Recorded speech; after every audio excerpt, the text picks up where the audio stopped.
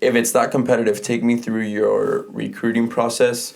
How was it like training in high school? When do you reach out to coaches? Were there any struggles or any such things, challenges? Yeah, so we're not allowed to start reaching out to coaches until, I want to say it's like second half of your junior year. Same. Yeah, so right when that like recruiting process opened, I sent out an email basically introducing myself, sending out like a quick recruitment video, and like who I was, where I was from. I sent that out to all of the, at that time, 15 coaches. Okay.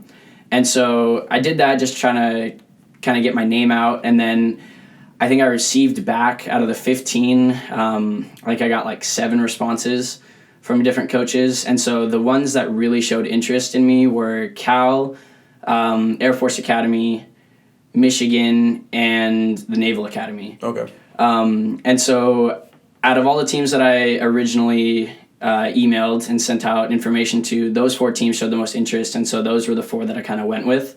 And then, so I went on recruiting trips to Cal and the Air Force Academy my senior year of high school. And shortly after my recruiting trip to the Air Force Academy, I was offered a spot there.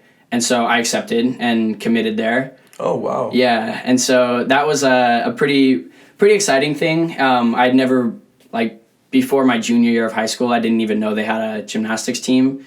And so after going on the trip there, I loved the campus and the area of Colorado Springs. I loved the coach, and so I thought that would be a good fit for me. And so I committed there and just started going through that process, because the process of applying to the academy is pretty lengthy. You have to get, like, congressional nominations and all that stuff, so... This is at Air Force, right? Yeah. And so I committed there, and then around the same time, I got an offer from JT Okada, the head coach here at Cal. Okay. And so because I was previously committed to Air Force, I denied him. Told him I was committed somewhere else and pursuing that school. And then he was like, okay, I understand. Like, we're gonna, like, we'll leave the spot open for you just in case anything happens. And then he proceeded to offer me the spot 2 more times later down the road, and then I denied them both times again. And then at that point, he told me they're going to have to move on and offer it to someone else. And so I felt pretty good. I was going, things were going well my senior year, and then got into the academy, got the acceptance letter, and then I think around April of my senior year, I got a notice from the academy that... they were pulling my acceptance because I had asthma as a child, and they couldn't medically clear me to get into the school. And so I had to email the coach, try to see if he could get me in, get any like loopholes to squeeze me through, but he wasn't able to. And so at that point, it was April of my senior year. The school that I was committed to, kind of like I was thrown out of there, and then the only other school, or like the only other school that had offered me a spot, I had denied 3 times. So I was kind of stressed out and a little worried that my goal of competing in college would be over. And so I quickly sent out an email to the head coach here and explained to him what happened, and just how everything had gone wrong.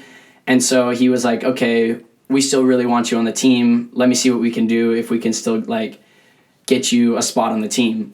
And so that was a really quick 2-week turnaround, and within 2.5 weeks I was committed to Cal, got into the school and ready to go here. So that was a crazy process. How did that work with applications? Because I know you applied to Cal in the fall. Mm-hmm. Yeah, Cal's a top school, so it's tough. Same as Air Force, really. So yeah. So I applied. I remember when I previously had denied the coach here. He told me, he was like, just in case anything goes wrong, we still want you to apply to the school as a normal student to see if you'll get in, and keep that as a backup option. And so I'm really grateful that he told me to do that, because if I didn't, I would have been kind of screwed. But yeah, so I applied here as a normal student, got in, and then after that was when he was able to get me a spot on the roster. Okay, so 2 things right there. Yeah. Moral of the story and lessons to take away. at least for me. Yeah. One, always have a backup plan. Yes, That's definitely. something everybody should know. Always Yeah. have a backup plan. Yeah. And two, as a student athlete, you got accepted into Air Force and into Berkeley without really the help of the coaches in a way. I mean, we all get accepted, but let's be honest, a lot of student athletes get in because of sport. Yeah.